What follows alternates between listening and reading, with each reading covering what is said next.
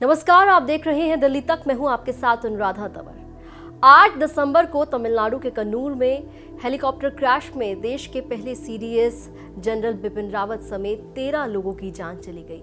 इस दर्दनाक हादसे के बाद पूरा देश हिल गया। पूरा देश सदमे में है। पिछले 3 दिन से पूरे देश में शोक की लहर है। उसके बाद आपको बता दें कि दिल्ली में उनके पार्थिव शरीर को लाया गया और जब अंतिम यात्रा हो रही थी तब सड़कों पर हजारों की तादाद में लोग सीडीएस जनरल बिपिन रावत को आखिरी सलाम दे रहे थे, उन्हें श्रद्धांजलि दे रहे थे। उसके बाद उनके पार्थिव शरीर को बाबर स्क्वायर लाया गया, जहां पर दिल्ली के मुख्यमंत्री अरविंद केजरीवाल भी पहुंचे और श्रद्धांजलि दी। तस्वीरें आप देख सकते हैं।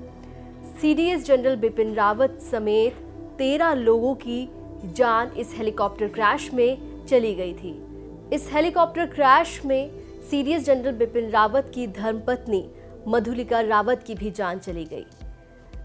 दोनों के पार्थिव शरीर यहां पर रखे गए और देश के तमाम लोग यहां पर उन्हें श्रद्धांजलि देने के लिए पहुंचे। तस्वीरें हम आपको लगातार दिखा रहे हैं।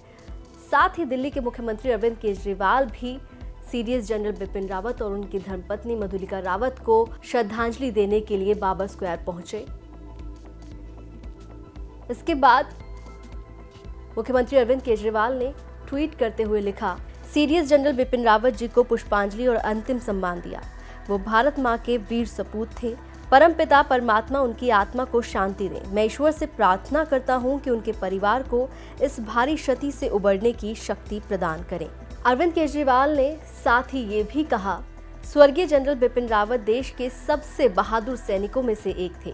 उनका आकस्मिक निधन पूरे देश के लिए एक बहुत बड़ी क्षति है। हमने उन्हें श्रद्धांजलि दी है।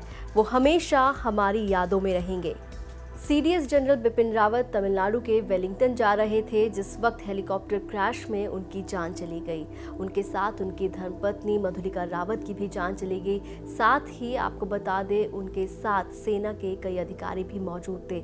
इस पूरे हादसे में 13 लोगों की जान गई थी। देश की तीनों सेनाओं को मजबूत करने में अहम भूमिका निभाने वाले पहले सीडीएस जनरल बिपिन रावत और उनकी पत्नी मधुलिका रावत पंचतत्व में विलीन हो गए। उनकी दोनों बेटियां कृतिका और तारिणी रावत ने उनके पार्थिव शरीर को मुखाग्नि दी। तीनों सेनाओं के संयुक्त दस्ते ने 17 तोपों की सलामी देकर अपने चीफ को आखिरी विदाई दी।